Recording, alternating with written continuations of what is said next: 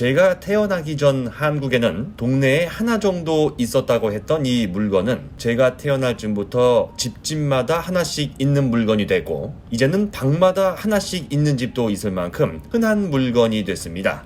이 물건의 이름은 TV, 정식 명칭으로는 텔레비전입니다.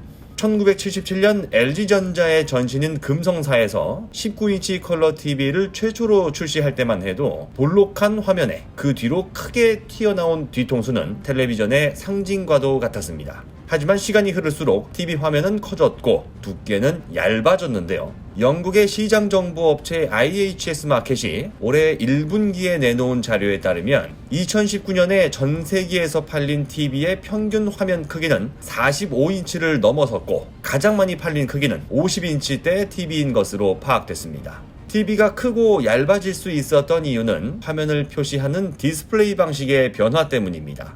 초창기 TV 형태인 CRT 방식, 일명 브라운관 TV는 유리에 묻어있는 형광색 물질에 전자총으로 빔을 쏴서 화면을 표시했는데요. 그 이후 가스튜브를 활용한 PDP의 등장은 대형 TV 보편화에 큰 획을 그었고, LCD 패널이 등장하면서 TV는 국어사전 두께보다 더 얇아졌습니다.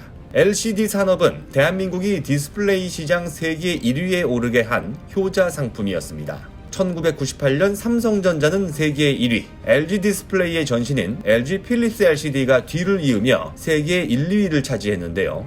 네덜란드를 대표하는 기업 중 하나인 필립스가 2005년 LCD 사업 철수를 선언하면서 LCD 시장은 한국의 동무대가 되는 듯 했습니다. 그런데 2000년대 중반부터 급격한 경제 성장을 거듭한 중국이 막대한 정부 지원금과 중국 내수 시장을 바탕으로 한국의 주력 산업에 대규모 투자를 단행하며 추격을 시작하는데요. 여기에는 당연히 디스플레이 산업도 포함되어 있었습니다. 물량 공세로 LCD 패널 가격 하락을 주도하며 2020년 상반기 중국은 디스플레이와 TV 시장 세계 1위에 올라 있습니다.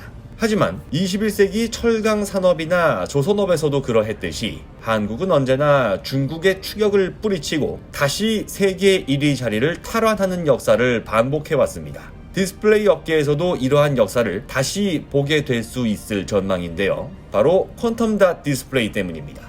우리가 2000년대 이후 중국 때문에 국가 주력 산업을 잠식당하지 않은 이유, 그것은 중국에 비해 앞서 있는 기술 경쟁력 말고는 설명할 방법이 없습니다. 아직까지 LCD 패널이 주력인 디스플레이 시장에서 OLED나 마이크로 LED가 점차 새로운 방식으로 주목받고 있지만, 국내 디스플레이 업계는 양자점 기술을 활용하는 퀀텀 닷 디스플레이에 몰두하고 있는데요. 퀀텀 닷은 각각 다른 색을 내기 위해 기존 방식처럼 서로 다른 발광 소재를 사용하지 않고 입자 크기에 따라 내는 색이 달라지는 양자점의 원리를 활용하는 기술입니다. 마이크로 LED나 OLED보다 더 선명한 색감을 구현할 수 있고 더 얇고 자유로운 모양의 화면을 만들어낼 수 있는데요. 하지만 온도가 50도만 넘어가도 제 기능을 발휘하지 못하고 습도에도 굉장히 취약하다는 한계 때문에 퀀텀 닷 디스플레이는 아직까지 그 어떤 기업도 상용화에 성공하지 못한 상황입니다. 그런데 이번에 카이스트와 서울대학교 공동연구팀이 이 문제를 풀어낼 해답을 찾아낸 것으로 보입니다. 바로 페로브스카이트라는 광물을 이용한 건데요. 페로브스카이트는 아시아와 유럽을 가르는 러시아 우랄 산맥에서 1839년 처음 발견된 광물입니다.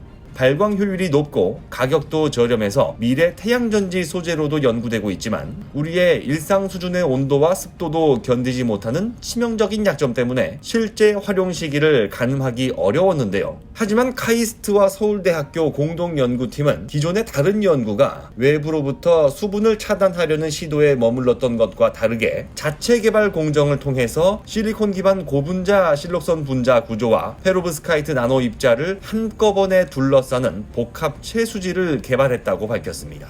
이는 별도의 차단층이 없어도 페로브스카이트 나노 입자의 발광 안정성을 향상시키는 것으로 알려졌는데요. 연구를 주도한 카이스트 신소재공학과 배병수 교수는 언론을 통해 기존 퀀텀 닷을 대체하는 새로운 디스플레이 색 변환 소재로 활용하는 연구 개발을 촉진하는 계기가 될 것이라며 결과적으로 조기 상용화도 기대된다고 밝혔습니다. 돈을 아무리 퍼부어도 안 되는 일이 있다는 것. 우리는 2주 전 중국 반도체 기업 칭화 유니그룹 부도 사태를 통해서도 알 수 있었는데요.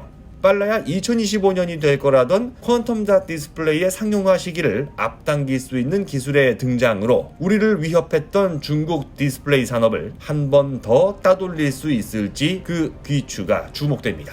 곧 새로운 내용으로 다시 찾아뵙겠습니다. 좋아요 버튼과 구독 버튼을 눌러주시면 더 좋은 콘텐츠로 보답하겠습니다. 감사합니다.